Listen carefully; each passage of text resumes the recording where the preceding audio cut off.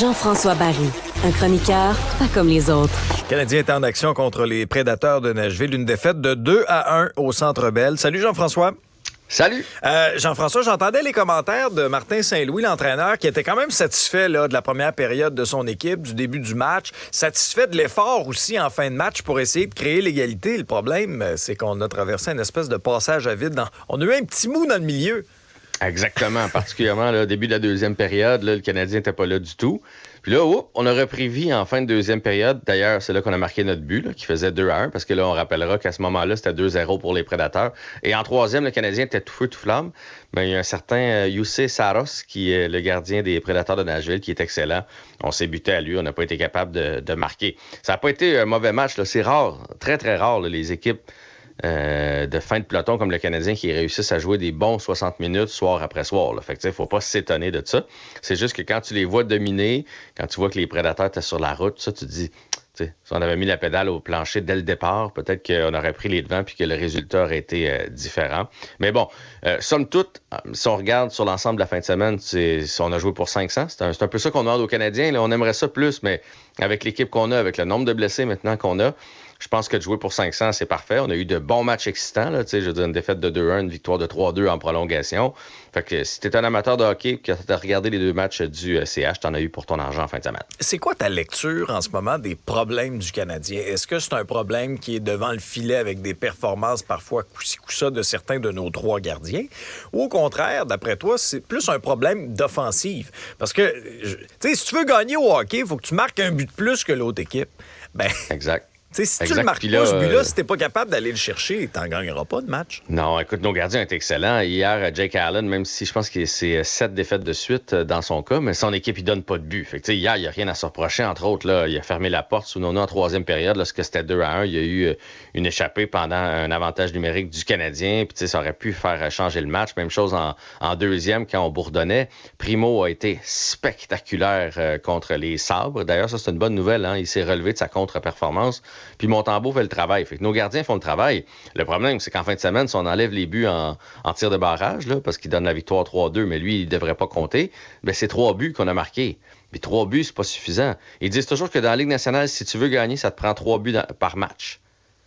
Donc, hier, on aurait gagné, puis contre les Sabres, on aurait gagné avec 3 buts, donc ça aurait été suffisant. Fait que les deux problèmes du Canadien, c'est qu'on donne trop de chances de qualité. Ça, c'est vrai, nos gardiens ont besoin d'être spectaculaires, mais on compte pas. Puis là, quand on dit qu'on compte pas, il va falloir regarder du côté de nos marqueurs. Là.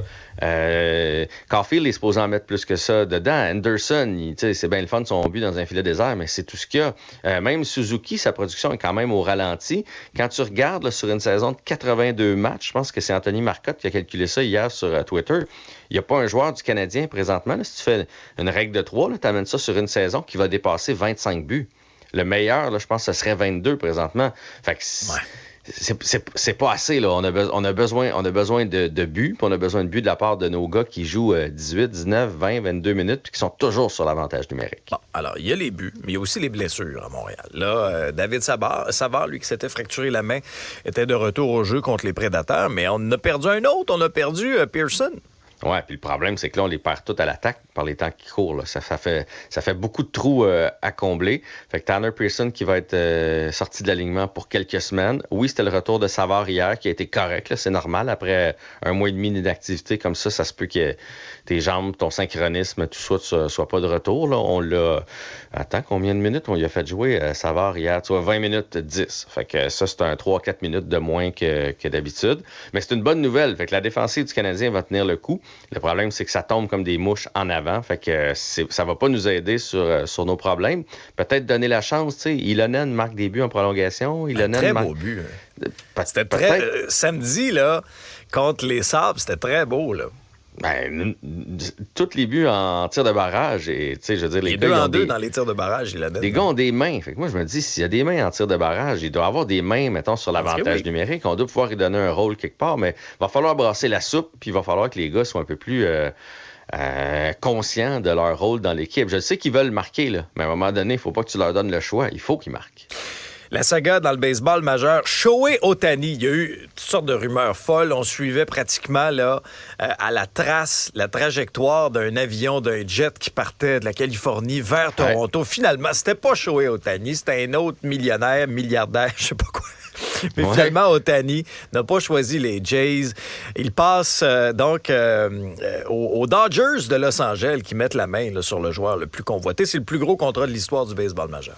Ouais, écoute, il y a de tout dans cette histoire-là. Il y a la folie de vendredi dernier. Il y en a qui parlent d'un coup monté, ce qu'on a fait exprès pour faire monter les enchères en faisant croire qu'il était en direction de Toronto. Est-ce que c'est vrai? Est-ce que c'est pas vrai du côté du clan Ohtani? Est-ce qu'il n'est pas assez proche de s'en venir avec les Jays? On le saura sûrement éventuellement. C'est un peu plate pour le baseball. Je trouve toujours les mêmes équipes qui ont les gros joueurs, là, parce que la majorité des équipes... Là, ça aurait été Toronto, on aurait été content, mais je veux dire, il serait allé dans une autre organisation où on n'est pas habitué de voir des gros joueurs. Ça aurait été le fun. Là, ils s'en vont donc du côté des Dodgers. On est habitué de voir les Dodgers. Et quand tu regardes le contrat, oui, c'est le meilleur joueur, là, mais c'est 70 millions par année. Là.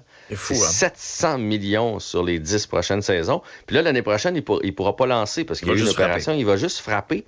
Fait que si tu le divises par présence au bâton, c'est comme 15 000 la présence. Là.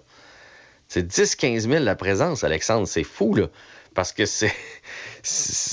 écoute, fait que, mettons qu'il a besoin de produire, puis il a besoin dans 2 ans, puis dans 3 ans, d'être capable de retrouver le monticule, puis d'enfiler les retraits au bâton.